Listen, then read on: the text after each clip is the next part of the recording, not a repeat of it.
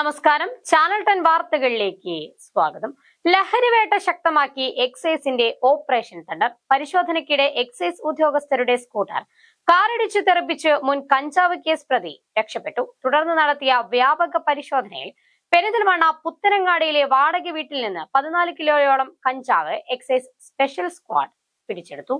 Operation തണ്ടറിന്റെ ഭാഗമായി Malappuram anti narcotic special squad inspector Jayesh കുമാറിന് ലഭിച്ച രഹസ്യവിവരത്തിന്റെ അടിസ്ഥാനത്തിൽ നടത്തിവന്ന പരിശോധനയ്ക്കിടെ കഴിഞ്ഞ ദിവസം രാത്രി അങ്ങാടിപ്പുറം വൈലോങ്ങരയിൽ വെച്ച് മാരുതി സ്വിഫ്റ്റ് കാർ ഓടിച്ചു വന്ന മുൻ കഞ്ചാവ് കേസിലെ പ്രതിയും കൂടിയായ സക്കീറും സംഘവും ചേർന്ന് എക്സൈസ് വകുപ്പിന്റെ സ്കൂട്ടർ ഇടിച്ചു തെറിപ്പിച്ച് രക്ഷപ്പെടുകയായിരുന്നു. പിന്നീട് സക്കീറും സംഘവും വാടകയ്ക്ക് താമസിക്കുന്ന പുത്തനങ്ങാടി മാലാപ്പറമ്പ് കുരിശിൻചോട് ഭാഗങ്ങളിലെ വീടുകളിൽ പരിശോധന നടത്തി കഞ്ചാവ് സൂക്ഷിച്ചു വെച്ചത് കണ്ടെത്തി. പരിശോധനയിൽ 14 കിലോയോളം കഞ്ചാവും സക്കീറിന്റെ തിരിച്ചറിയൽ രേഖകളും കണ്ടെടുത്തു. സക്കീറിനെ പ്രതി ചേർത്ത് കേസെടുത്തിട്ടുള്ളതും സംഘത്തിലെ മറ്റാളുകൾക്കായി അന്വേഷണം ഊർജിതമാക്കിയതായും എക്സൈസ് സംഘം അറിയിച്ചു. സക്കീറിന് പെരിന്തൽമണ്ണ എക്സൈസിലും ഒറ്റപ്പാലം പോലീസിലും മുമ്പ് മയക്കുമരുന്ന് കേസുകളുണ്ട്.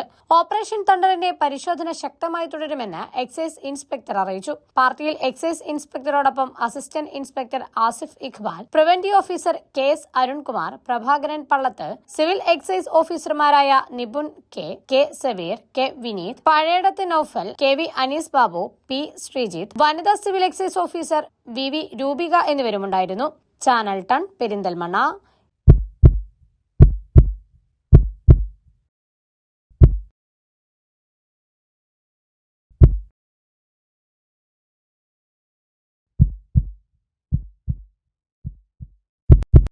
ജീവന്റെ തുടിപ്പ് നിലനിർത്തും സുരക്ഷിത കരങ്ങളിലൂടെ BKCC hospital, Manathumangalam, Ooty road, Perinthalmanna.